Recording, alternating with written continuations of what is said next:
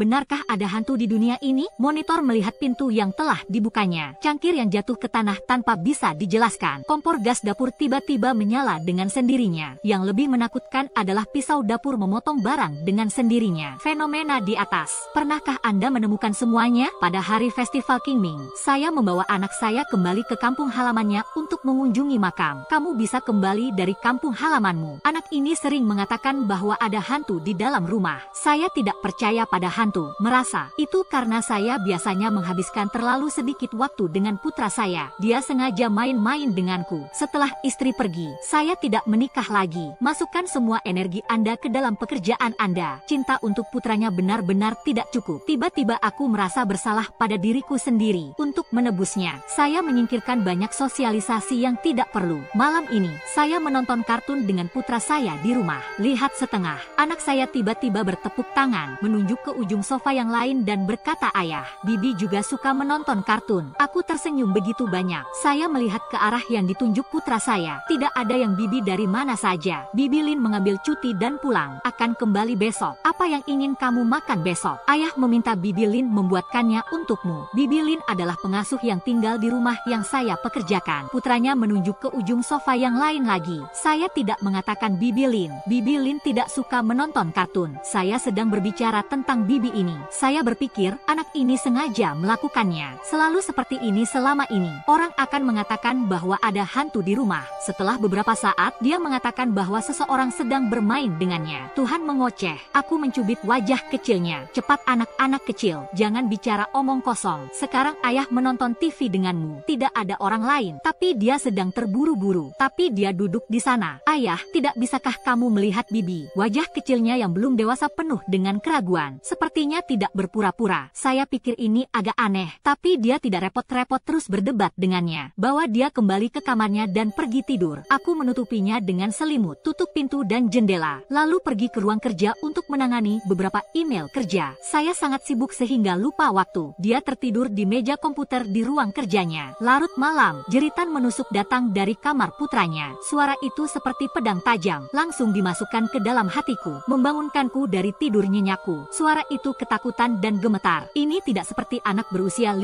tahun yang dikirim. Ini seperti binatang buas yang mengamuk di jurang. Saya langsung melompat, terburu-buru keluar dari ruang kerja. Ketika saya berlari ke kamar anak saya, pintu kamarnya terbuka, jendela kaca juga terbuka. Tirai tertiup angin seperti rok menari. Putranya menggigil di tempat tidur di bawah selimut, merintih dan menangis. Suara itu teredam. Sepertinya aku takut didengar. Bukankah ini mimpi buruk? Aku tidak takut ayah ada di sini. Saya mengangkat selimutnya. Biarkan dia menunjukkan kepalanya. Jangan sampai Anda mati lemas. Dia memeluk leherku dan menangis terengah-engah. Wajah pucat kecil berlinang air mata. Ada ayah hantu. Saya melihatnya. Sungguh, aku tidak berbohong padamu. Dia memukuli saya dan memarahi saya. Dia juga ingin melemparkan saya keluar jendela. Aku melihat pintu dan jendela yang terbuka lebar. Tanyakan apakah Anda tidak membuka pintu dan jendela ruangan sendiri. Saya ingat mengirimnya kembali ke kamarnya untuk tidur. Saya menutup pintu dan jendela. Cong-Cong sangat sedih. Ayah tidak mengendarainya. Ini benar-benar bukan saya. Saraf saya menegang seketika. Di tengah malam, memang tidak mungkin Cong-Cong akan bangun dan membuka pintu dan jendela. Apakah seseorang menyelinap ke rumah saya? Saya akan segera menempatkan tempat di ruangan di mana saya bisa mengubur orang. Periksa semuanya. Tapi dia tidak menemukan apapun. Saya masih belum yakin. Memeluk Cong-Cong kembali ke ruang kerja. Ada anak-anak di rumah. Saya biasanya banyak bekerja lembur. Jadi saya memasang pengawasan di banyak area rumah saya, termasuk kamar Satoshi. Sekarang jam 1:30 pagi. Itu sekitar 20 menit setelah aku bergegas ke kamar Satoshi. Zong, jadi saya menarik rekaman pengawasan langsung ke jam 2 pagi. Lihat pengawasannya. Pukul 2. Cong-Cong masih tidur nyenyak. Pukul 2 WIB. Selimutnya tiba-tiba terlempar dari tempat tidur ke lantai. Saya kembali dan melihatnya lagi dengan tidak percaya. Itu benar, itu memang terlempar ke tanah. Anda dapat melihatnya di layar pengawasan. Tangan dan kaki hijau terlihat di luar selimut. Tangan dan kakinya tidak bergerak, tapi selimut itu tiba-tiba jatuh ke tanah. Jadi selimut itu jelas tidak ditendang olehnya. Sepertinya seseorang telah mengangkatnya dan melemparkannya dari tempat tidur. Tampak tampilan layar. Benar-benar hanya ada satu orang di ruangan itu. Apa yang terjadi? Tidak ada lagi selimut. Saya juga tidak merasakannya. Terus tidur jam 2:08 pagi. Hal-hal aneh terjadi lagi. Tirai di kamar tiba-tiba tertiup angin. Di balik tirai mengambang, saya melihat jendela kaca yang telah terbuka penuh. Kulit kepala saya kesemutan. Merinding lebat merayap di lenganku. Siapa yang membuka jendela ini? Kapan dibuka? Bahkan lebih mencekik. Pada saat ini, pintu hijau juga terbuka. Gagang pintu berayun ke atas dan ke bawah. Tapi dia tidak melihat siapapun yang membuka pintu. Suara panel pintu terbanting ke dinding. Khawatir bawang tidur, dia terbangun, jatuh dari tempat tidur ke lantai. Dia menyapu pandangannya ke sekeliling ruangan. Lalu dia menatap pintu, tidak bergerak. Sekitar 3 atau 4 detik kemudian, matanya ngeri. Menutupi matanya, dia berteriak. Kemudian cobalah untuk menarik selimut. Naik ke tempat tidur dan bungkus diri Anda. Jeritan itu, itulah yang saya dengar di ruang kerja saya. Cong-cong berbaring di dadaku, tidak berani melihat pengawasan. Saya menekan jeda, angkat dia dari dadanya. Tanya Cong-cong, Anda baru saja melihat sesuatu di pintu kamar Anda. Jangan takut untuk memberitahu ayah. Ayah akan melindungimu. Dia mengeluarkan milik seorang kakek dan meraih pakaianku dan berkata, Ayah, saya melihat seorang anak kecil. Dia memukul balik saya. Katanya mereka akan menurunkanku ke bawah. Anak yang luar biasa. Apakah itu laki-laki atau perempuan? Berapa umur anak laki-laki itu? Sebesar saya. Saya pikir itu aneh. Tanyakan padanya seperti apa rupa anak laki-laki itu. Apakah Anda mengenalinya? Buru-buru menggigil, merintih dan menangis. Aku memeluknya erat-erat dalam kesusahan. Jangan takut. Ayah di sini. Jika Anda tidak ingin mengatakannya, Anda tidak akan mengatakannya. Ayah tidak bertanya. Menggelengkan kepalanya dengan tergesa-gesa. Lanjutkan dan katakan aku tidak mengenalnya. Tapi saya melihatnya beberapa kali di rumah. Ayah, dia tidak punya wajah. Tidak ada mata. Tidak ada hidung. Tidak ada mulut. Dia tidak memiliki apa-apa. Aku takut padanya. Saya kaget. Apa yang kamu katakan? Tanpa wajah, buru-buru mengangguk. Ya, dia tidak memiliki wajah, tetapi dia bisa berbicara. Apa-apaan ini? Dia mengatakan kepada saya sebelumnya bahwa ada hantu di rumah. Saya bahkan tidak percaya. Tapi apa yang terjadi malam ini terlalu aneh. Bagaimana menjelaskan pengawasan tersebut? Saya memikirkan apa yang dia katakan lagi. Bibi itu bertanya kepada putranya, siapa bibi yang kamu katakan sebelum tidur? Pernahkah Anda melihatnya? Itu bibi yang baik dan cantik, rambut hitam. Ketika saya dipukuli oleh anak itu sebelumnya, bibi membantuku. Dia tidak akan membiarkan anak itu memukulku. Saat dia berbicara, dia tiba-tiba melihat ke sudut ruang kerja. Ayah dan bibi ada di sini sekarang. Anda melihat hawa dingin di tulang belakang saya. Lihatlah ke bawah sudut dinding, di mana hijau menunjuk. Tetapi mereka tidak melihat apa-apa. Tapi itu sama sekali tidak terlihat seperti lelucon. Saya sedikit khawatir dan berkata ke sudut, siapa Anda? Mengapa mengikuti saya? Anak laki-laki. Dia adalah anak yang menyinggung perasaanmu dalam beberapa cara. Jangan kaget. Tolong jangan sakiti. Anak itu bergegas keluar dari pelukanku dan berlari. Aku bahkan tidak punya waktu untuk menghentikannya. Katakan bibi ke sudut kosong. Terima kasih. Aku tahu kaulah yang pasti mengusir anak itu. Kalau tidak, dia akan melemparkanku ke bawah. Anak itu selesai. Masih ada beberapa di antaranya. Dia membungkuk ke sudut. Saya tidak tahu dari siapa saya mempelajarinya. Saya bertanya apakah dia sedang terburu-buru. Apa yang bibiku katakan padamu? Cong-cong menggelengkan kepalanya dan bibi tidak bisa berbicara. Dia keluar, tidak mau bicara. Itu aneh. Apa yang terjadi malam ini benar-benar aneh. Saya tidak pergi bekerja keesokan harinya. Ketika bibi Lin datang, saya memintanya untuk mengajak Cong-cong keluar untuk bermain. Kemudian mulailah melihat pengawasan di rumah Anda. Cong-cong setelah kembali dari kampung halamannya selama festival Qingming, mulai berbicara tentang menghantui. Sudah 5 hari, saya menyaksikan semua pengawasan di rumah selama 5 hari terakhir. Akhirnya menyadari ada yang tidak beres.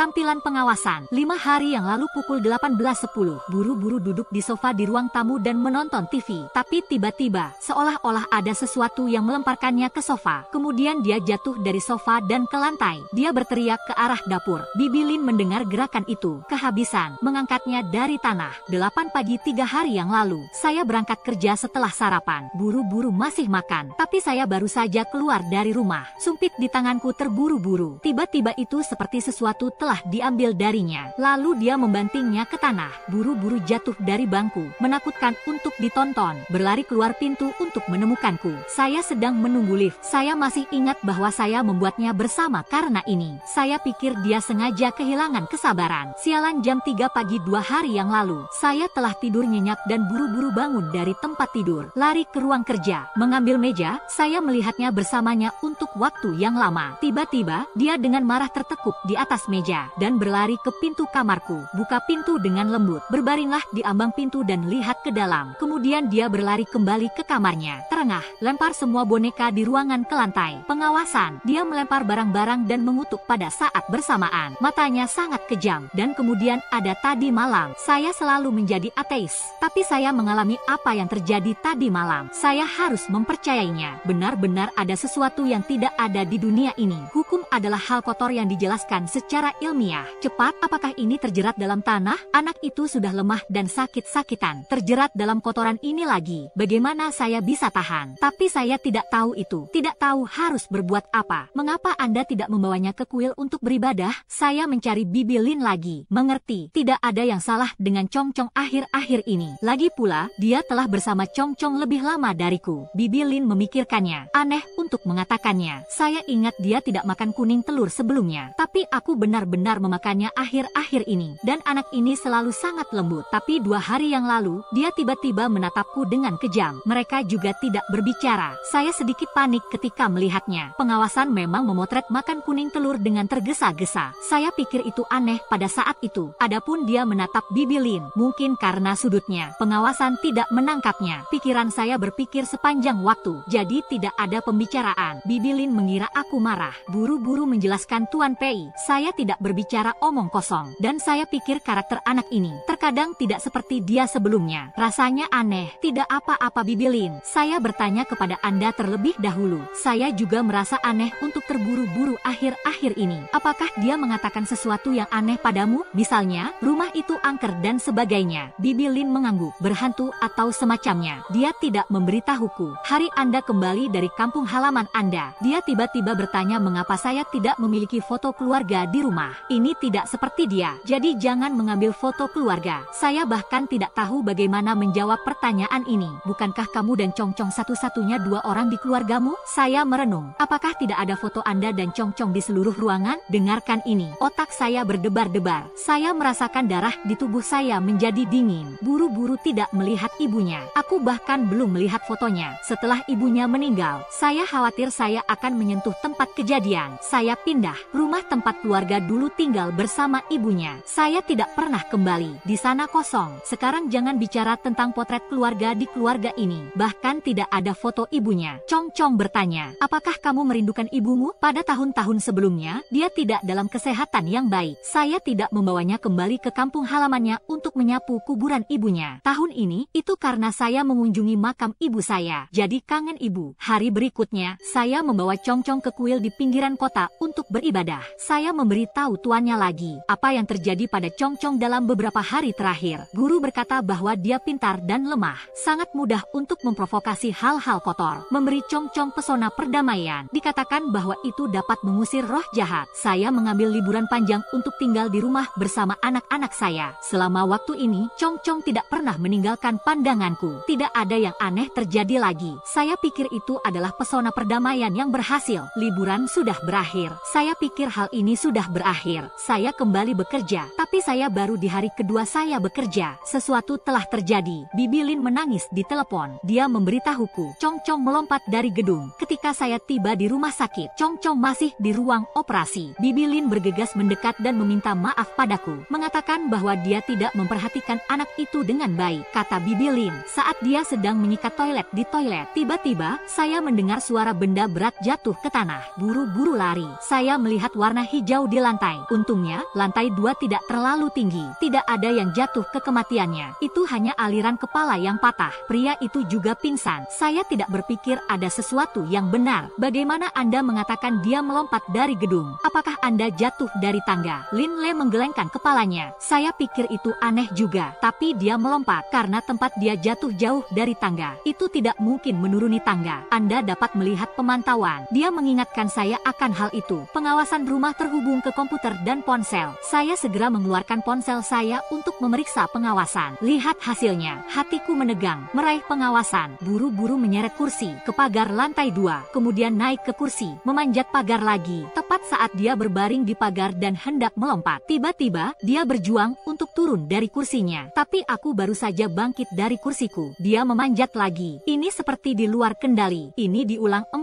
kali. Keempat kalinya, dia tetap melompat. melompat. Bibi Lin menutup mulutnya karena terkejut. Saya tidak percaya bahwa anak ini telah jatuh ke dalam roh jahat. Ya, apakah anak ini jahat? Apalagi yang ingin dikatakan Bibi Lin. Saat ini, lampu di ruang operasi padam. Buru-buru didorong keluar. Dia melilitkannya di dahinya beberapa kali. Dokter mengatakan ada stasis darah di otak. Juga terluka di kaki. Anda harus tinggal di rumah sakit selama beberapa hari. Bibi Li kembali memasak untuk Chong Chong. Saya bersamanya di rumah sakit. Saya menyentuh jimat perdamaian di leher putra saya. Khawatir, apa yang harus dilakukan? Hal ini sepertinya tidak berhasil. Setelah Chong Chong bangun, saya bertanya mengapa dia melompat dari lantai 2. Dia sebenarnya bilang dia tidak ingat. Apapun yang saya tanyakan padanya, dia bilang dia tidak bisa mengingat. Saya berpikir untuk menunggunya keluar. Anda harus menemukan seseorang untuk ditunjukkan kepadanya. Para biksu di kuil memiliki tingkat budaya yang tinggi. Uang minyak wijen juga tinggi. Tapi itu tidak berhasil. Tapi dia tidak menunggu Chong Chong keluar dari rumah sakit. Sesuatu terjadi lagi. Hari itu, ketika Bibi Lin membawakannya makanan, saya pergi ke kamar mandi. Ada di toilet di bangsal. Saya setengah jalan di sana. Bibi Lin tiba-tiba berteriak panik bahwa Chong Chong mengalami kecelakaan. Kemudian dia bergegas mencari dokter. Saat Anda memakai celana dan keluar, tergesa-gesa telah jatuh ke tanah. Dia berguling-guling di tanah dengan kepala di tangannya, berbusa di mulut, matanya merah. Sepertinya itu mengeluarkan darah. Dia membenturkan kepalanya ke lantai. Darah menetes dari tangan mungil itu. Saya terstimulasi oleh gambar di depan saya. Bergegas untuk menghentikan egonya. Saat kekejaman memeluk tubuhnya. Tubuhnya dingin. Tidak ada jejak suhu. Seperti mayat. Dia tiba-tiba menyeringai. Tatapannya tertuju padaku. Ada kebencian di mata itu. Ini pengawasan tentatif dan kekejaman. Saya terkejut. Apa yang salah denganmu? Terburu-buru. Dokter segera datang. Jangan takut. Bibi Lin kembali dengan beberapa dokter. Dokter terkejut dengan luka di tubuhnya. Angkat bayi dari pelukanku. Letakkan di tempat tidur untuk memeriksa matanya. Cepat dan jangan bekerja sama. Berteriak. Meraih tangan dokter gatal dan berdarah. Beberapa orang menekannya bersama-sama. Dia diberi obat penenang. Saya buru-buru dibawa untuk pemeriksaan barang. Kemudian dokter memberi tahu saya, kecuali memar di kepala, anomali di bangsal. Seharusnya karena kemacetan darah di otak yang tidak dikeruk, sehingga menyebabkan tubuh anak mengalami kejang-kejang, berbusa di mulut. Saya tidak percaya dengan alasan ini. Lin Yi juga tidak percaya. Setelah dokter pergi, Lin Yi memberitahuku dengan sangat serius. Chong Chong terjerat dalam tanah. Dia berkata bahwa bibinya tahu bagaimana meramal dan memahami yin dan yang. Dia baru saja menelepon, memberitahu bibinya tentang situasi Chong Chong. Bibinya berkata bahwa anak itu pasti terjerat dalam tanah. Tidak ada gunanya hanya ke dokter. Jika telah ditempatkan sebelumnya, aku akan berpikir Bibi Lin pembohong. Tapi sekarang, saya khawatir saya tidak tahu di mana menemukan master. Saya langsung bertanya kepada Bibi Lin, apakah ada cara bibimu dapat membantu Chong Chong? Selama dia bisa membantu Chong Chong, saya bersedia menghabiskan sebanyak yang saya mau. Bibi Lin malu. Bibi saya berada di generasi tua kami. Itu masih relatif terkenal. Tapi dia semakin tua. Saya tidak tahu apakah saya bisa menerima hal semacam ini. Saya dapat membantu Anda bertanya. Bibi Lin menelpon bibinya. Bibinya meminta kami untuk membawa Chong Chong untuk menemukannya. Saya segera keluar dari rumah sakit. Dokter memarahi saya karena gila. Jika Anda tidak percaya pada sains, Anda harus pergi ke Dewi. Sebelum pergi, saya pergi untuk mendapatkan uang tunai 20.000 yuan. Membungkus amplop merah besar untuk Bibi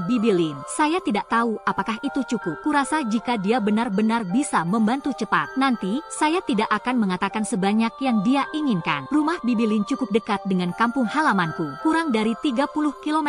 Saya belum pernah mendengar tentang orang ini sebelumnya. Itu adalah seorang wanita tua berusia 90-an. Anjing itu memegangi tubuhnya yang kurus. Kulit kering dan kayu bakar daging. Rambutnya abu-abu semua. Mata menyipit hampir tidak bisa dibuka. Dia juga membawa tongkat yang terbuat dari tongkat kayu di tangannya. Bibi Lin memintaku memanggilnya Nenek Hu. Saya bergegas anomali kali ini lagi. Saya memberitahu Nenek Hu secara rinci. Kemudian dia menyerahkan amplop merah yang sudah disiapkan dengan kedua tangan dan mengatakan bahwa saldo akan dibuat setelah masalah berhasil diselesaikan. Nenek Hu tidak memperhatikanku. Berjalan langsung menuju pelukan Bibi Lin dengan tergesa-gesa. Buru-buru masih tertidur. Dia memutar kelopak matanya yang tergesa-gesa dan melihat. Kemudian dia menoleh dan berkata bahwa dia bisa melakukannya. Uang tidak dibutuhkan. Istri saya tidak memiliki anak dan anak perempuan. Aku akan jatuh ke tanah. Tidak ada gunanya meminta uang. Aku memegang amplop merah dan berhenti di udara dengan canggung. Itu sedikit dari hatiku. Kamu bisa menerimanya. Orang tua itu mendengus. Masih tidak mengangkat. Bibi Lin lah yang memecahkan situasi yang memalukan itu. Tanyakan kepada mereka apa yang harus dilakukan sekarang. Tongkat Tepat di tangan Nenek Hu terbentur tanah. Anak itu memang terjerat dalam sesuatu, dan lebih dari satu. Hanya saja saya belum tahu. Hal-hal itu mengikuti apa yang ingin dia lakukan. Ingin memecahkan. Anda harus tahu tujuan dari hal-hal itu. Aku melihat rambut abu-abu Nenek Hu. Selalu terasa seperti seorang pertapa. Guru bertanya dengan penuh harap apa yang harus kita lakukan. Bagaimana kita bisa mengetahui tujuan dari hal-hal itu? Orang tua itu gemetar. Duduklah di dermaga batu di depan pintu. Membalas saya dengan sepatah kata. Bibi Li cemas. Penyihir, tunggu apa lagi? Anak ini sudah menjadi seperti ini. Orang tua itu tidak sabar. Apa yang membuatmu panik? Anak itu tidak akan langsung mati. Ini siang hari. Saya tidak bisa menunggu sampai jam 1 malam ini. Saya akan mencoba lagi. Wanita tua, mari kita lihat apakah kita bisa berbicara dengan mereka. Nenek Hu memintaku untuk pergi mencari daun jeruk bali dan beras ketan, dan seekor ayam jantan. Katanya itu digunakan pada malam hari. Saat itu pukul 12.50 pagi. Nenek Hu tidak tahu harus minum apa untuk Congcong. Congcong tertidur lagi. Ada meja panjang di halaman. Di atas meja ada pembakar dupa dan ayam jantan yang telah terbunuh. Beras ketan dan daun yuzu diletakkan di tepi meja. Nenek Hu juga meletakkan daun bawang di atas meja. Lalu usir aku dan Bibi Lin keluar halaman. Mulai memasak sendiri di halaman. Tidak ada lampu di halaman. Pembakar dupa di atas meja dinyalakan dengan dupa dan lilin merah. Aku bersandar pada celah di pintu. Lihat Nenek Hu. Dia mengeluarkan sebotol sesuatu yang tidak dia ketahui dari dadanya. Kemudian taburkan di atas bawang merah.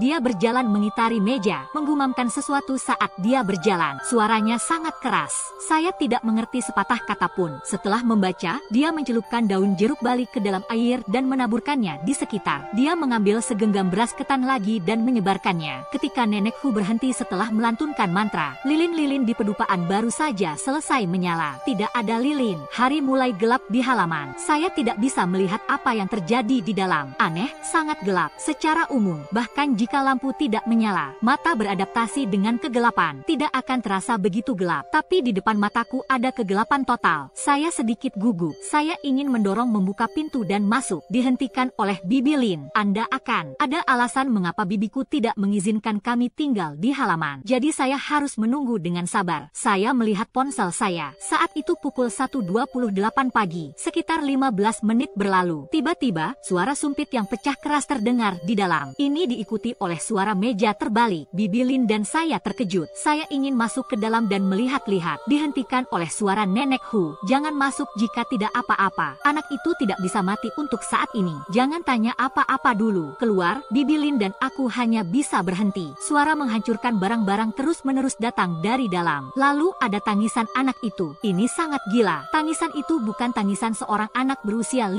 tahun. Ini seperti tangisan bayi yang baru lahir. Menangis memilukan. Ini sangat keras di tengah malam. Tiba-tiba, tangisan itu berubah. Itu berubah menjadi tangisan tergesa-gesa lagi. Sepertinya sangat tidak nyaman. Saya menangis dengan sangat sabar. Sepertinya aku takut didengar. Sekitar 20 menit kemudian, tangisan itu berhenti. Nenek Hu berteriak keras. Anda memblokir pintu. Jangan biarkan dia keluar. Kata-kata Nenek Hu baru saja selesai. Pintu kayu halaman tiba-tiba didorong terbuka dari dalam. Bibi Lin berteriak ketakutan. Saya segera melangkah maju dan menutup pintu lagi. Saya ingin menutupnya. Gerbang halaman adalah pintu kayu berdaun ganda. Saat aku menutup pintu, di antara celah-celah pintu ganda, tiba-tiba sepasang mata merah cerah muncul. Di sekelilingnya gelap. Hanya pupil merah di tengah celah pintu. Warnanya merah mengkilap. Saya takut dan kaki saya lemas. Saya hampir didorong terbuka oleh kekuatan di balik pintu. Untungnya, Bibi Lin datang untuk membantu saat ini. Orang di dalam pintu tiba-tiba berbicara. Ayah, apakah kamu tidak menyukaiku? Kenapa kamu tidak menyukaiku? Suara ini bukan yang terburu-buru. Aku berteriak pada celah di pintu. Siapa kamu? Pergi dari anakku. Aku tidak akan membiarkanmu menyakitinya. Apakah Anda mendengarnya? Tidak peduli siapa Anda. Jika kamu berani menyentuh anakku, aku tidak akan membiarkanmu pergi. Saya baru saja selesai berbicara. Benda di balik pintu sangat marah. Raungan keras. Telingaku hampir memekakkan telinga. Tangan yang menghalangi pintu tanpa sadar menutupi telinganya. Seolah-olah seseorang telah merobohkannya. Hancur di kakiku dan Bibi Lin. Sepasang mata merah cerah itu langsung melayang ke saya. Hampir di wajahku. Sepasang tangan kecil yang dingin menyentuh wajahku. Saya jatuh ke tanah karena ketakutan. Ingin mendorongnya menjauh. Tapi aku takut melukai tubuhku. Aku hanya bisa mengertakkan gigi dan menahannya. Pada awalnya, tangan itu dengan lembut menelusuri kontur wajahku. Seperti ular yang merangkak. Setiap inci kulit bersentuhan, saya merasakan daging di wajah saya bergetar hebat. Sentuhan yang sangat ringan. Saya bahkan merasakan sedikit kelembutan. Kelembutan menyeramkan. Tapi sentuh itu, dia tiba-tiba mencubit wajahku dengan keras. Lalu tampar wajahku. Saya bingung. Inilah yang terjadi. Ini seperti amukan tiba-tiba. Mata merah itu pergi, menendang wajahku. Lalu aku ingin keluar dari halaman. Suara nenekku datang dari dalam, dan aku mengucapkan mantra. Benar-benar keluar dari halaman ini. Itu tidak akan bertahan lama sebelum Anda pergi. Apakah Anda yakin ingin lari? Sosok yang akan pergi. Setelah memikirkannya, dia berbalik dan melayang kembali ke halaman. Ada suara kacau lainnya di dalam. Sekitar 10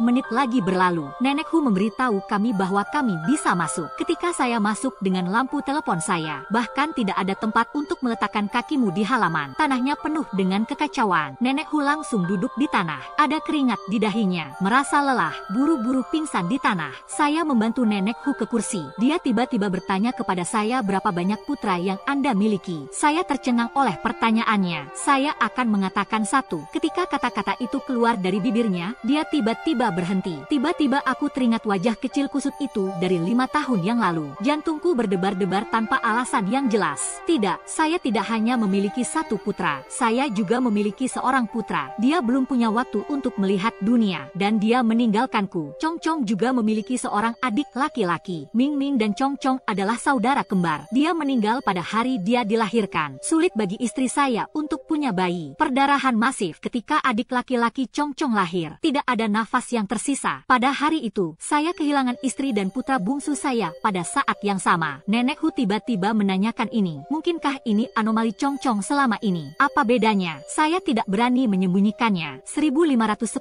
memberitahu putra bungsu nenekku sesuatu yang jelas. Nenek mengangguk itu benar. Jelas, dia meninggal ketika dia lahir. Tapi dia sudah memiliki jiwa. Jiwa selalu berada di sisi Chong Chong, menghisap ekonominya untuk tumbuh dewasa. Mereka kembar, medan magnet secara inheren dekat. Jadi dia telah mengandalkan Chong Chong selama bertahun-tahun. Mataku membelalak tak percaya. Taulah yang menunjukkan bahwa jiwa Ming telah mengikuti Chong Chong sepanjang waktu. Bagaimana ini mungkin? Betapa tidak mungkin. Anak itu meninggal saat lahir. Jiwa tidak dapat bereinkarnasi dengan kebencian. Telah mengikuti saudara laki-laki si kembar. Karena dia hantu, dimiliki oleh Chong Chong. Ada kerusakan pada Chong Chong. Jadi kesehatan Chong Chong seharusnya tidak terlalu baik tahun ini. Saya mengerti. Tidak heran tubuh Chong Chong sangat lemah selama ini. Saya pergi ke rumah sakit dan tidak dapat menemukan apa yang salah. Saya tercengang. Anak yang mengira dia telah pergi sejak lama. Selama bertahun-tahun berada di sisi mereka. Tapi saya tidak pernah tahu. Nenekku menghela nafas, jangan terburu-buru. Imp kecil ini membencimu sampai mati. Terutama membenci Chong Chong. Itu harus diselesaikan sesegera mungkin. Saya tidak mengerti bagaimana saya, sebagai seorang ayah, gagal melindunginya. Benci aku, itu yang seharusnya. Chong Chong masih anak-anak, atau saudaranya sendiri. Apa yang dia benci tentang dia? Dia pikir kamu telah memilih kakakmu, menyerah padanya. Saya merasa ditinggalkan, jadi aku membencimu. Saya mengikuti saudara laki-laki saya selama bertahun-tahun. Melihat adikku tumbuh dewasa, tidak dapat dihindari bahwa hati akan menjadi tidak seimbang. Anak akan selalu ada kecemburuan dan kecemburuan. Saya disambar petir. Saya tidak pernah ingin meninggalkan Min Min. Keduanya adalah putraku. Jika Anda bisa, saya lebih suka menukar hidup saya untuk itu. Mereka semua hidup, tapi aku bahkan tidak punya pilihan. Dokter memberitahu saya saat itu, istri saya tidak bisa diselamatkan dari pendarahan hebat. Putra bungsu lahir dan tidak bernapas.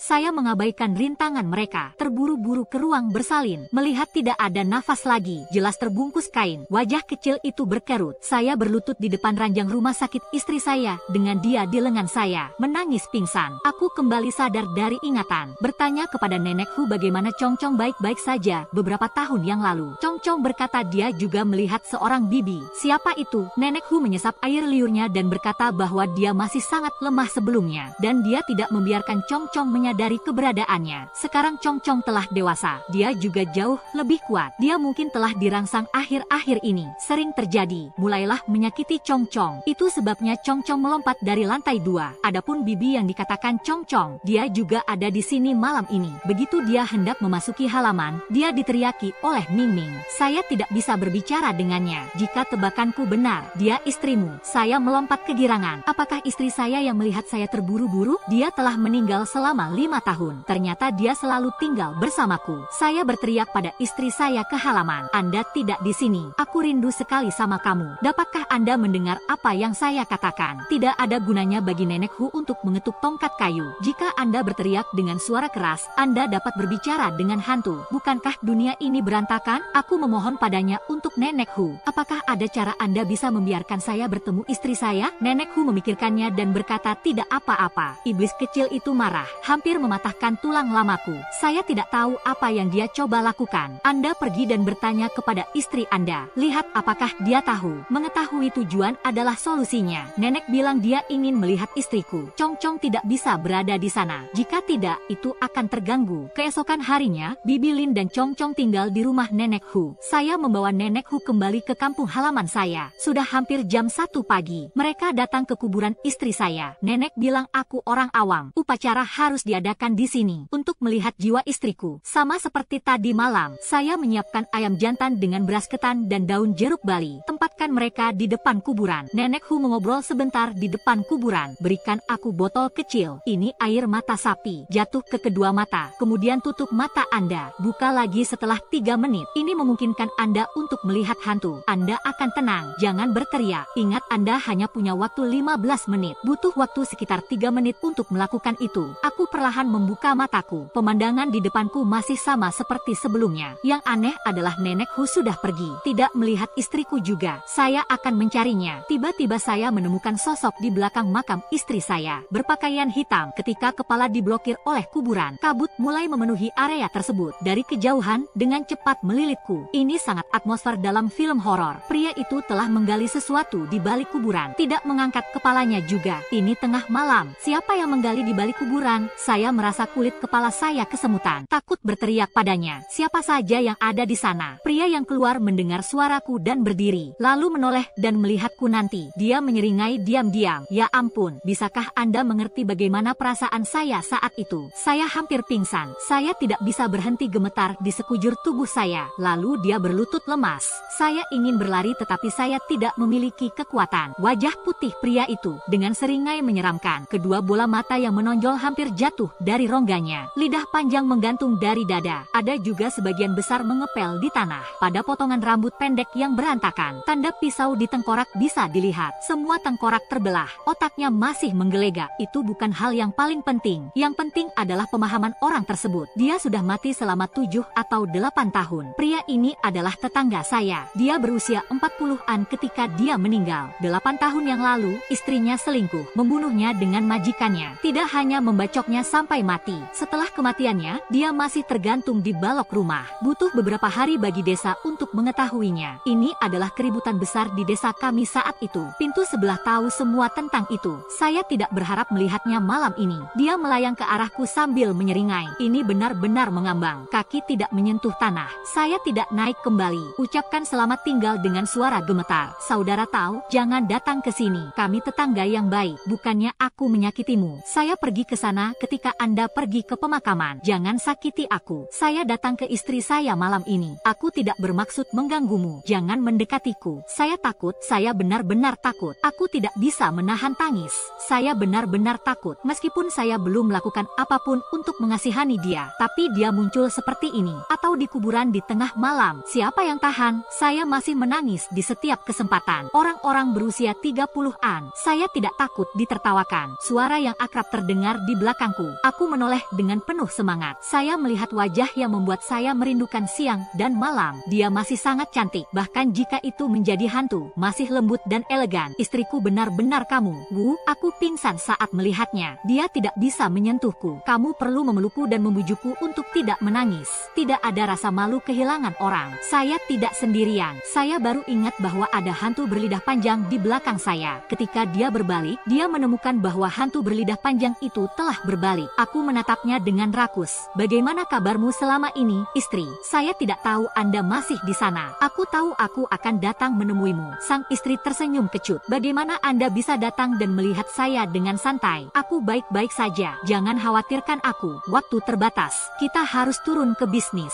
Tahun ini, Anda membawa hijau kembali untuk mengunjungi kuburan. Itulah yang saya temukan. Jiwa Ming Ming selalu melekat pada tubuh hijau. Saya membujuknya untuk bereinkarnasi dengan saya. Membuatnya marah. Dia ingin mengambilnya sekarang. Saya tidak begitu mengerti apa artinya bertanya apa artinya. Ini untuk mengambil tubuh hijau, ganti bawang merah. Ketika saya mendengar ini, itu seperti guntur. Dan begitulah. Apakah itu akan mati? Sang istri mengangguk tidak nyaman. Aku khawatir dia akan menyakiti Leon. Jadi saya mengikuti mereka selama ini. Saya ingin mengambil kesempatan untuk memperingatkan Anda. Tapi tidak mungkin. Untungnya, Anda bertemu nenek harimau, seorang bangsawan. Itu sudah mati. Hantu kematian sebelum waktunya tidak bisa tinggal lama di dunia. Jika tidak, Anda akan menjadi hantu. Jika kejang berhasil, itu akan membuat jiwa-jiwa mereka yang telah dibawa pergi tercerai-berai. Dia sendiri akan dihukum. Setelah kematian fisiknya, dia dikirim ke lapisan neraka ke-18. Jelas, dia sekarang bisa mengendalikan tubuh Chong Chong untuk waktu yang singkat. Anda harus menyelamatkannya. Saya hanya berpikir, pengawasan lompatan Chong Chong dari gedung terlihat aneh. Tampaknya jelas dimiliki. Jadi apa yang harus dilakukan? Apa yang bisa saya lakukan untuk menyelamatkan anak-anak kita? Chong Chong tidak bisa baik-baik saja. Tapi saya tidak ingin menyadari apapun. Bahkan jika dia mati, dia juga anakku. Betapa saya menantikan kelahirannya. Betapa aku merasa kasihan padanya sekarang. Ketika saya memikirkan saya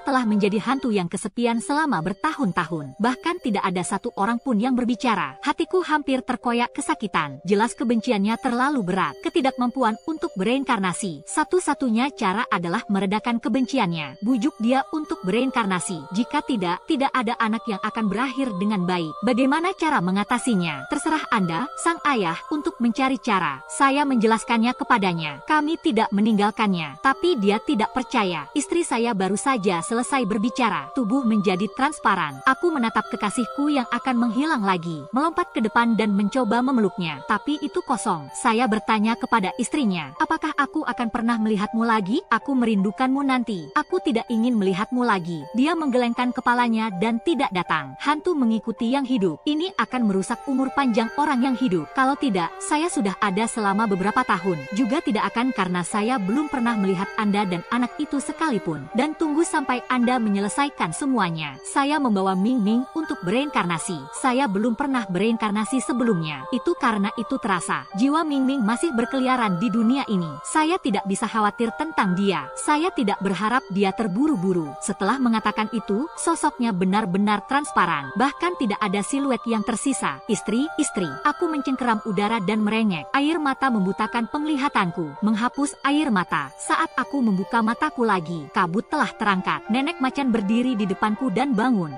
Efektivitas air mata banteng ini hilang. Anda tidak dapat melihat bayangan lagi. Saya seperti sedotan di tangan saya. Meraih tangan nenek tiger dan bertanya, Nenek harimau, bisakah saya mendapatkan beberapa tetes lagi? Masih banyak yang ingin saya katakan kepada istri saya. Dia dengan tidak sabar menepis tanganku. Wah, ini bukan hal yang biasa. Air mata sapi sangat berharga. Bukan untukmu bercinta. Ada baiknya memberi Anda 2 tetes. Dan Anda tidak mendengar apa yang dikatakan istri Anda. Kontak antara rohin dan yang hidup akan memberi umur panjang. Istrimu memiliki hati yang baik. Aku belum mencarimu dalam beberapa tahun terakhir. Kalau tidak, saya akan mengetahui bahwa hantu kecil itu mengikuti Chong Chong. Saya menyalahkan diri sendiri. Kesehatan Chong Chong selalu buruk. Jadi di tahun-tahun sebelumnya, saya tidak membawanya kembali untuk menyapu kuburan. Kalau tidak, istri saya akan mengetahuinya lebih awal. Anda tidak harus menjadi jiwa yang kesepian selama bertahun-tahun. Istri saya menjelaskan bahwa dia ingin membawanya pergi. Saya ingin mengganti terburu-buru. Saya perlu menyelesaikan keluhannya. Biarkan dia pergi ke reinkarnasi. Apa yang harus saya lakukan? Jelas membenciku sekarang. Apa yang bisa saya lakukan untuk menghentikannya? Saya tidak ingin menyakiti Ming Ming. Tapi aku tidak bisa membiarkan dia membunuh Chong Chong. Nenek Hu berjalan menuruni gunung dengan kruk. Katakan sambil jalan. Benar saja, itu hampir sama dengan yang saya duga. Aku bisa mengusir hantu kecil itu. Itu saja. Begitu imp datang, jiwanya tersebar. Jika Anda tidak mengusirnya, itu bukan masalah besar. Jika Anda menyerah, Anda harus dibesarkan oleh putra yang berbeda. Lagi pula itu semua anakmu sendiri. Tapi terburu-buru, jiwanya hilang. Jelas, setelah kematian, Anda harus pergi ke 18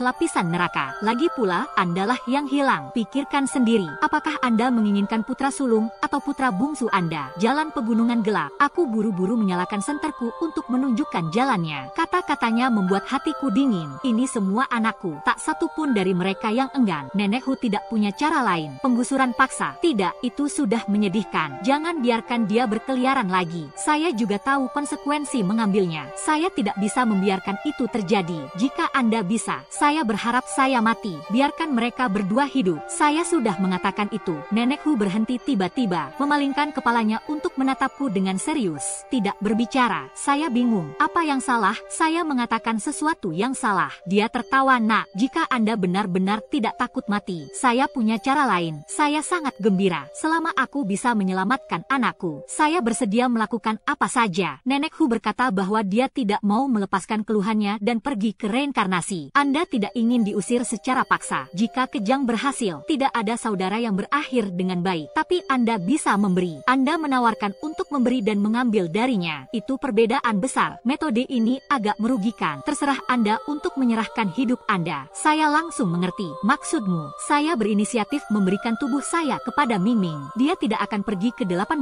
lapisan neraka di masa depan. Nenek Hu menatapku dengan serius. Ya, tetapi dengan biayanya. Setelah dedikasi berhasil, dia yang melihatnya akan mati, dan itu hilang. Tidak akan pernah ada reinkarnasi. Apakah Anda bersedia melakukannya? Aku bergemuruh. Ditutup matanya sebentar, tapi saya berpikir lagi. Jelas hantu kesepian selama 5 tahun. Dia pasti kesepian dan takut. Aku harus mendapatkan kehidupan untuknya. Saya tersedak dan berkata saya lakukan. Selama Chong Chong dan Ming Ming bisa hidup, lalu aku akan dibutakan ketika aku mati. Anda dapat membantu saya. Kamu ayah yang baik. Ini adalah pendekatan hidup untuk hidup. Sangat buruk. Tapi wanita tua itu, saya bersedia membantu Anda dengan itu. Kami menemukan Im. Saya pasti akan mengambilnya sesegera mungkin. Jika Anda setuju untuk menyumbangkan darah, Anda harus membuat keputusan dengan cepat. Aku akan merapal mantra padamu secepat aku bisa. Aku mengangguk dengan tegas.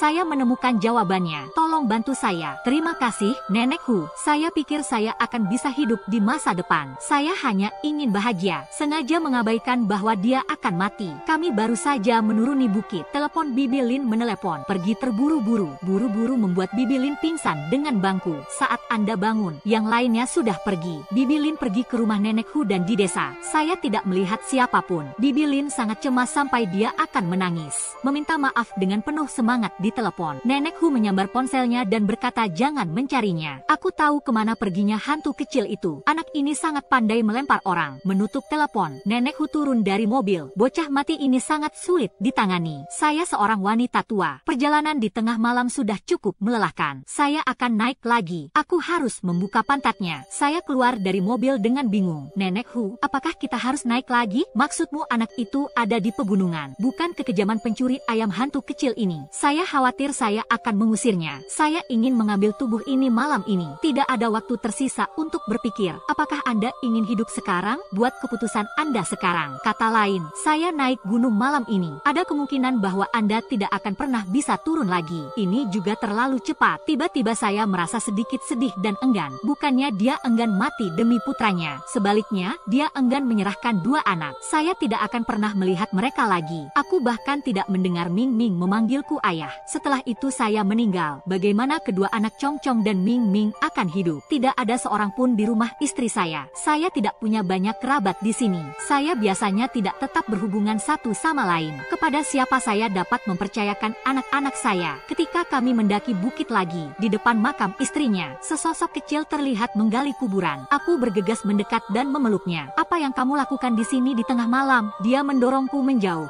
Saya tidak pernah tahu seberapa kuat seorang anak. Dia tiba-tiba meraung histeris. Bengkak. Wajah kecil itu penuh amarah. Lingkaran hitam di bawah mata itu berat. Sorot mataku defensif. Saya bukan bawang. Aku benci bawang Pei. Aku membencinya. Saya bereaksi. Anda bukan bawang. Anda Ming Ming. Benar? Tidak, Ming Ming. Aku ayahku. Aku ayahmu. Anda telah berada di sana untuk Anda. Anda mengenal saya. Maaf memegang cangkul padanya untuk berjaga-jaga. Kamu bukan ayahku. Anda adalah ayah Pei Chong. Anda tidak menginginkan saya. Anda tidak menginginkan saya. Aku benci kamu. Aku membencimu sampai mati. Kalian semua orang jahat. Anda hanya menyukai Pei Chong. Kalian semua memilihnya. Aku menghindari cangkul. Pegang dia lagi. Dia berjuang keluar dari pelukanku. Tapi tubuh ini terlalu kecil. Tidak bisa mencapai kepalaku. Dia membuka mulutnya dan menggigit daun telingaku. Anak baik, dia benar-benar ingin menggigit telingaku. Nenek Hu meninggal karena kesakitan dan dimarahi dengan kruknya. Hewan kecil hidup di mulut. Jika Anda tidak berhenti berbicara, saya akan mengalahkan Anda dan jiwa Anda akan tersebar. Aku bergegas melindunginya di belakangku. Nenek Hu, jangan sakiti Ming Ming. Biarkan saya berbicara dengannya. Kemunafikan. Anda tidak menginginkan saya saat itu. Apa yang harus dikemas sekarang? Terlambat. Mata jijik putranya sepertinya menatap musuh. Kata-katanya menyakiti hatiku. Wajah ini di depanmu. Itu bertepatan dengan wajah kecil kusut 5 tahun lalu. Saya tidak tahu apakah itu pintar atau jelas di depan saya. Aku memeluknya dan menjelaskan. Tidak jelas. Anda mendengarkan ayah. Ketika ibumu melahirkanmu, dia mengalami kelahiran yang sulit. Kakakmu lahir lebih dulu. Saat aku melahirkanmu, Anda tidak bernapas lagi. Ayah juga sedih. Tapi ayah benar-benar tidak meninggalkanmu. Jika kamu membenci ayahmu, kamu tidak bisa melindungimu. Ayah itu mengakui, tapi kakakmu tidak bersalah. Jangan sakiti dia. Dia berjuang dengan penuh semangat. Pembohong. Anda hanya mencoba mengeluarkan saya dari tubuh ini. Itulah yang saya katakan. Kamu takut aku akan menyakiti putramu. Tapi aku meninggalkan tubuh ini. Aku akan pergi. Jadi saya hanya bisa mengikuti tubuh ini inci demi inci. Saya benci itu. Saya harus mengikutinya sepanjang waktu. Aku membencinya. Aku akan mengambil tubuh ini untuk diriku sendiri. Setelah itu, saya bisa pergi kemanapun saya mau. Jangan dengarkan dia lagi. Nenek Hu memasang jimat di belakangnya. Tiba-tiba, dia tidak bisa bergerak. Matanya menatapku. Terlihat sangat sedih. Kamu iblis kecil menyerap esensi kehidupan untuk mempertahankan bentuk. Ini masalah elang. Jika aku meracunimu lagi, di masa depan, saya akan pergi ke 18 lapisan neraka. Anda tidak takut bibirnya digigit darah. Memandang Nenek Hu tidak yakin. Saya tidak takut pada wanita tua. Jika bukan karena Anda merusak perbuatan baik saya, aku akan bisa menguasai tubuh ini dalam waktu singkat. Dasar wanita tua yang sudah mati dan kejam. Aku akan membunuhmu. Nenek Hu juga memarahi dengan marah. Kepala hantu kecil itu tidak tahu seberapa tebal langit itu. Istri saya memukuli saya. Jika bukan karena ayahmu, aku akan membawamu malam ini. Saya ingin sekali menyarankan Anda untuk tidak marah. Dia tidak masuk akal. Jangan salahkan dia. Apa yang harus saya lakukan untuk memberi? Nenek Hu bertanya padaku. Abu Imp ini, apakah dimakamkan dengan ibunya? Saya tidak mengerti bagaimana tiba-tiba menarik abunya. Guru menjawab ya. Awalnya, saya takut dia akan terlalu kesepian sebagai seorang anak. Jadi bawa dia bersama ibunya. Saya membawanya kembali ke kampung halaman saya dan menguburnya. Kami terbiasa membawa kembali usia tua ketika kerabat kami meninggal. Pemakaman di rumah.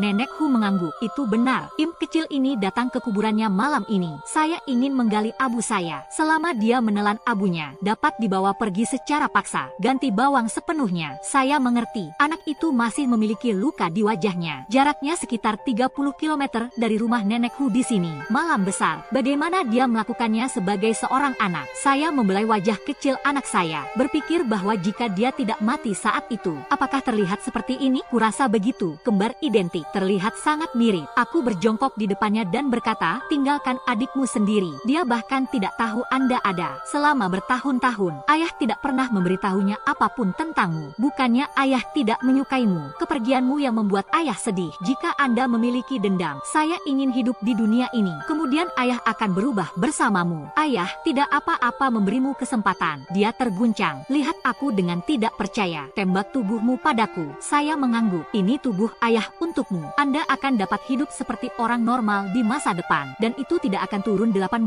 lantai neraka. Bukan? Dia memiringkan kepala kecilnya dan menatapku dengan serius. Dan aku berkata bahwa aku sudah menyerah. Anda akan mati. Jiwa si pemberi juga akan tercerai-berai. Air mata mengalir di mataku. Saya tahu tidak apa-apa. Ayah sudah dewasa. Jangan takut, ayah akan menyerahkanmu. Anda akan bisa hidup. Kakakmu juga bisa hidup. Jelas, ayah sangat mencintaimu. Cintai adikmu juga. Ayah tidak punya pilihan. Tapi sekarang Anda punya pilihan. Ayah bisa menukarmu kembali dengan tubuhnya sendiri. Dia menatapku. Lihat Nenek Hu lagi. Tiba-tiba marah. Anda pasti telah berbohong kepada saya. Anda membiarkan saya pergi. Anda pasti mencoba menipu saya agar meninggalkan tubuh ini. Segera setelah saya pergi, kamu akan menemukan cara untuk menghancurkan jiwaku. Saya tidak akan tertipu. Nenek Hu jarang menjelaskan dengan sabar. Imp jiwamu. Jika Anda pergi dengan tergesa-gesa, Anda akan lemah dalam setengah jam. Jika saya ingin Anda dihancurkan, sudah lama diusir secara paksa. Anda imp kecil dari level Anda. Aku tidak akan berbohong padamu. Ayahmu sangat ingin mendonorkan darah untukmu. Nenek Hu menoleh padaku lagi. Ini hampir fajar. Tidak ada waktu. Jika Anda menyumbangkan darah, mulailah sekarang. sekarang. Anda menggigit jari-jari Anda. Tempatkan darah di alis anak Anda. Kemudian duduk berhadap-hadapan dengannya. Aku menggigit jari-jariku. Teteskan darah di tengah alis hijau. Lalu dia duduk di atas kakinya. Dia duduk di seberangnya. Nenek Hu mengeluarkan 2 jimat kuning dari sakunya. Menempelkannya ke pintu otak saya dan saya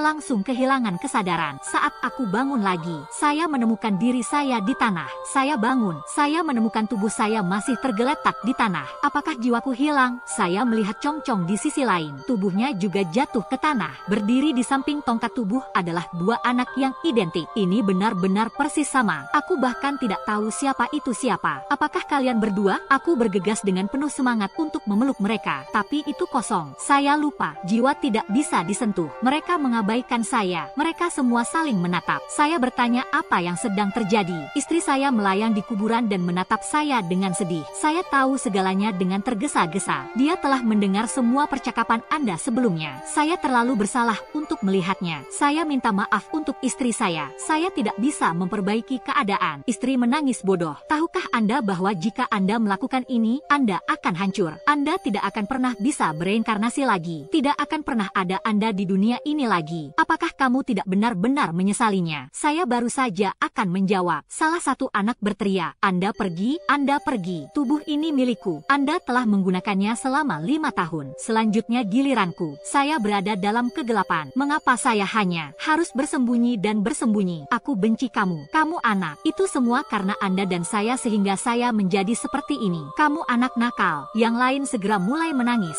Saya sangat sedih. Salahkan saya untuk apa? Saya tidak tahu Anda menggertak saya. Sangat menyakitkan untuk melompat dari lantai 2. Saya tidak menyalahkan Anda. Kamu sudah membuatku takut beberapa kali sebelumnya. Aku sudah memaafkanmu. Kenapa kamu membenciku? Aku tidak menyakitimu. Mendengarkan ini, aku bisa memisahkan kedua bersaudara itu. Jelas dengan kejam mengatakan siapa yang ingin pengampunan Anda untuk mengkompensasi dirimu sendiri yang pengecut. Saya takut dan menangis. Jangan salahkan saya. Chong Chong tidak yakin. Saya tidak menyalahkan Anda. Kamu berpura-pura menjadi hantu kecil untuk membuatku takut. Belum ada wajah. Tidak ada yang takut. Ming Ming bahkan lebih marah. Saya dimaksudkan untuk menjadi hantu kecil dan wajahku belum lahir. Chong Chong menatapku dengan sedih. Kemudian dia melihat istrinya menangis dan berlari ke arahnya. Bibi, apakah kamu ibuku? Saya telah mendengar apa yang Anda katakan. Takut Wu. Chong Chong tidak takut. Ibu dan ayah ada di sini. Adikku juga ada di sana. Keluarga kami akhirnya bersatu kembali. Sang istri dengan lembut memeluk Chong Chong, memberi isyarat kepada Ming Ming lagi. Anak itu menoleh dengan jijik. Lihatlah embusan keluar. Senang rasanya pergi reinkarnasi dengan ibumu. Aku telah membawamu pergi. Kemudian di bawah 18 lapisan neraka. Kakakmu juga sudah pergi. Dia tidak bersalah. Ampuni adikmu. Ketika kita mati, kita harus bereinkarnasi. Dalam 5 tahun terakhir, ibuku seharusnya pergi ke reinkarnasi. Tetapi ibu merasakan bahwa kamu masih berkeliaran di dunia ini. Saya tidak dapat yakin bahwa Anda. Sekarang ibu telah menemukanmu. Kamu pergi dengan ibumu. Jelas sangat dirugikan. Mata merah menatap istrinya. Kamu takut aku akan menyakiti putramu. Jadi bohonglah padaku. Saya hidup dengan kebencian. Itu adalah roh kebencian yang tidak bisa bereinkarnasi sama sekali. Kamu tahu, masih mencoba berbohong padaku. Itu tidak benar. Jelas, selama Anda melepaskan kebencian di hati Anda akan bisa pergi. Reinkarnasi benar-benar. Ibu tidak berbohong padamu. Kebencian menghilang. Jiwamu akan dimurnikan. Jiwa yang dimurnikan dapat bereinkarnasi. Tubuh Ming Ming menjadi semakin transparan. Seharusnya karena aku sudah terlalu lama menjauh dari tubuhku yang terburu-buru, melemah. Ayah dan anak memiliki hati yang sama. Rasakan semua emosinya. Dia berada di kelompok resimen kecil itu. Tidak perlu sedih. Dia selalu merasa seperti orang buangan. Saat ini, saya tidak ingin dia merasa ditinggalkan lagi. Saya menyela istri saya. Jangan bicara tentang istri. Saya tidak tahan. Dia belum pernah mengalami emosi dunia manusia. Tidak menghirup udara segar. Saya belum merasakan seperti apa rasanya biji-bijian. Sebagai seorang ayah, saya ingin dia merasakan semuanya. Saya akan menyerah. Jelas, jangan terburu-buru. Anda menggunakan tubuh ayah, sehingga Anda tidak akan pergi ke 18 lapis lapisan neraka. Aku berteriak ke udara, Nenek Hu, aku siap. Ini dia. Saya tidak bisa melihat Nenek Hu. Suaranya terdengar di udara, seolah jauh. Wanita tua itu tidak ada lagi yang harus dilakukan. Biarkan saja jiwa kedua anak itu. Tidak apa-apa untuk masuk ke tubuh Anda dan tubuh Chong Chong masing-masing. Saat mereka kembali ke dunia yang Anda pergi, sudah terlambat bagimu untuk menyesalinya sekarang. Cepat, saya tidak bisa bertahan lama. Saya melihatnya dan mengatakannya dengan jelas. Anda mendengar semuanya. Kamu hanya perlu masuk ke tubuh ayah sekarang. Anda akan bisa hidup. Silakan dan baik-baik saja dengan kakakmu nanti. Jangan bertengkar. Chong Chong tiba-tiba menangis. Tidak, ayah. Saya tidak ingin ayah saya mati. Dia menoleh untuk melihatnya. Anda menginginkan tubuh yang akan saya berikan kepada Anda. Jangan sakiti ayahku. Dia ayahmu juga. Saya telah mendengar Anda semua. Saya menawarkan untuk menyerah. Anda tidak akan pergi ke 18 lantai neraka. Anda masih anak-anak. Tubuh ayah sudah terlalu tua. Bukan untukmu. Kamu terlihat sama denganku. Tubuhku. Anda tidak bisa terburu-buru. Anda akan mati. Jiwa akan tercerai-berai. Saya dan istri saya sangat cemas sehingga kami berteriak. Saya tidak berharap anak ini membuat keputusan seperti itu. Ini hampir fajar. Waktu hampir habis. Suara Nenek Hu mendesak lagi. Jelas pergi dengan cepat. Masuk ke dalam tubuh ayah. Tidak, Anda pergi. Tubuhku. Saya akan bertukar dengan Anda. Anda pergi, Chong Chong dan saya mendesak. Saya ingin memberikan tubuh saya kepada Ming Ming. Jelas berdiri di antara aku dan tubuh Chong Chong. Dia ragu-ragu. Akhirnya menatapku. Ayah, apakah kamu benar-benar bersedia memberikannya kepadaku? Benar-benar tidak menyesalinya. Aku mengangguk ya. Ayah tidak menyesalinya. Selama Anda bisa hidup, ayah bisa melakukan apa saja. Jelas mengerutkan bibirnya, berbalik dan melayang ke tubuhku. Saat dia masuk, saya merasakan kejutan di sekujur tubuh saya. Tubuh mulai menjadi transparan dan tergesa-gesa. Takut berteriak, tidak, ayah, aku tidak ingin kamu mati. Saya enggan melihat Chong Chong. Kembali ke tubuhmu. Ingatlah bahwa Anda adalah kakak laki-laki. Di masa depan, saya akan merawat adik laki-laki saya dengan baik. Anda tidak bisa menggertaknya. Kamu tahu, jika tidak, ayah tidak akan mengkhawatirkanmu bahkan jika dia meninggal. Saya menatap istri saya lagi. Istri saya menunggu saya pergi. Anda pergi dan bereinkarnasi. Deshade sudah terlalu lama berada di dunia ini. Tidak, jangan khawatirkan kami lagi. Lupakan semuanya. Melanjutkan. Apakah Anda berjanji dengan baik kepada saya? Sang istri mengangguk dalam diam. Tubuh saya mulai menghilang. Kakinya hilang. Dan kemudian ada kaki, lengan, perut. Akhirnya kepalaku hampir hilang. Aku memejamkan mata lega. Bagus bahwa anak-anak masih hidup. Pada saat itu, kepalaku hampir menghilang sepenuhnya. Jelas tiba-tiba berlari keluar dari tubuhku. Saya telah menghilangkan bentuk. Ini mulai tumbuh lagi. Jiwa Ming Ming menyala di sekeliling. Sebuah lingkaran cahaya samar terbentuk. Sang istri tersedak. Lihatlah Ming Ming. Catatan gembira. Ming Ming menatap istrinya dan tersenyum. Bu, kamu benar. Lepaskan saja kebenciannya. Saya merasa lega. Aku akan pergi bersamamu untuk bereinkarnasi dengannya. Putar kepalamu untuk menatapku. Maaf ayah, kupikir kamu tidak mencintaiku. Jadi aku membencimu sepanjang waktu. Tapi saat aku memasuki tubuhmu, aku merasakan hatimu. Aku tahu kamu benar-benar mencintaiku. Kupikir aku tidak marah lagi. Dia menatap Chong Chong lagi. Dan kakak laki-laki. Maaf aku hampir membunuhmu. Apa kamu tahu? Aku sangat iri padamu. Aku sudah bersamamu selama bertahun-tahun. Tidak sekalipun ayah saya menyebutkan keberadaan saya. Ayah pulang kerja setiap hari, tidak peduli seberapa larut dia, akan datang ke kamarmu untuk menemuimu. Tapi tidak pernah tahu. Sebenarnya, saya juga ada di sana. Foto-foto ayah dan saudara laki-laki tergantung di seluruh rumah. Tapi tidak satupun dari mereka milikku. Karena itu, aku cemburu padamu di hatiku. Saya merasa ditinggalkan saat menyapu kuburan. Ibu tahu tentang saya. Dia ingin saya meninggalkan tubuh saudara laki-laki saya. Saya sangat takut. Kurasa dia juga tidak mencintaiku. Jadi saya mulai berencana untuk sepenuhnya menempati tubuh Anda. Saya ingin menggantikan Anda. Maaf, saya mengerti sekarang. Ibu dan ayah benar-benar mencintaiku juga. Kakakku juga bersedia memberiku tubuhnya. Kalian semua mencintaiku. Saya dan istri saya menangis.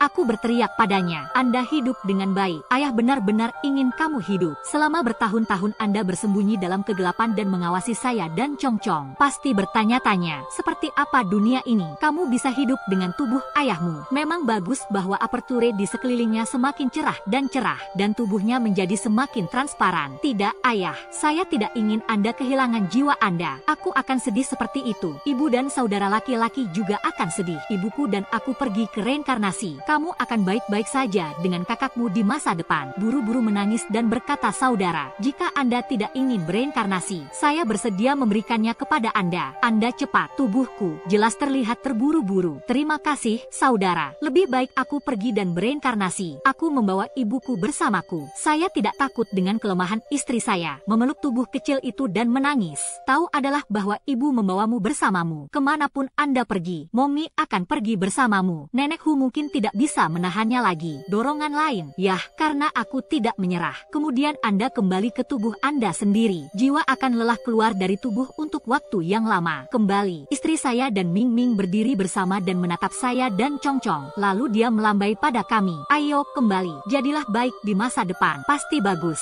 Saling menjaga. Melihat istrinya dan Ming Ming, perasaan patah hati hampir mencabik-cabik saya. Perbedaan ini, apakah ini benar-benar selamat tinggal? Tidak pernah terlihat lagi. Mereka akan pergi ke reinkarnasi. Akan ada keluarga baru di masa depan. Kekasih baru. Mereka akan melupakan kita. Selamat datang di kehidupan baru. Saya benar-benar ingin pergi bersama mereka. Tapi aku tidak bisa. Saya masih memiliki Chong. Saya harus memikirkannya. Istri, kamu juga harus baik. Aku berharap kita bisa bertemu lagi di kehidupan selanjutnya. Kamu masih menikah denganku. Chong Chong dan Ming Ming masih putra kami. Saat itu, keluarga kami yang terdiri dari 4 orang tidak pernah berpisah lagi. Buru-buru menatap istrinya dan Ming Ming dengan mata merah. Ibu, kakak, Anda juga baik-baik saja. Jangan khawatirkan aku dan ayah. Dengarkan ayah. Sehat dan sehat untuk tumbuh dewasa. Saya tidak tahu apa yang dilakukan Nenek Hu, atau waktunya telah tiba. Begitu kata-kata itu diucapkan dengan tergesa-gesa. Embusan angin menyapu kami. Chong Chong dan aku tersedot kembali ke tubuh kami oleh angin kencang. Dia bersedia melihat istrinya dan Ming Ming lagi. Setelah angin puyuh, saya pingsan. Bangun lagi. Ini fajar. Matahari terbit di pagi hari. Bersinar di makam istrinya dan Ming Ming. Seolah-olah diselimuti lingkaran cahaya emas. Nenek Hu bangkit dari dermaga batu. Menepuk-nepuk debu dari pantatnya. Katakanlah jangan melihatnya. Saya berlebihan untuk mereka. Mereka pergi. Ini akan menjadi kehidupan yang baik. Jangan khawatir. Aku mengangguk. Jemput yang terburu-buru yang belum bangun. Ikuti Nenek Hu selangkah demi selangkah. Dia berbalik dan turun gunung. Setelah kembali ke rumah, Chong Chong tidak bertanya lagi tentang peristiwa malam itu. Saya tidak berinisiatif untuk membicarakannya. Saya pikir dia sudah lupa. Sampai hari itu, Chong Chong lulus dari sekolah dasar dan berfoto dengannya di gerbang sekolah. Tiba-tiba, dia berkata kepadaku, ayah, mari kita cetak ibu dan saudara laki-laki saya. Kakak saya selalu ingin mengambil foto keluarga. Ya, bagaimana Anda bisa lupa? Itu adalah ibu dan saudara laki-laki yang terhubung oleh darah. Ini adalah kerabat tersayang di dunia. Kami pindah kembali ke rumah tempat saya dan istri saya tinggal. Saya menggantung foto keluarga di ruang tamu. Keluarga yang luar biasa. Akhirnya rapi dalam bingkai foto.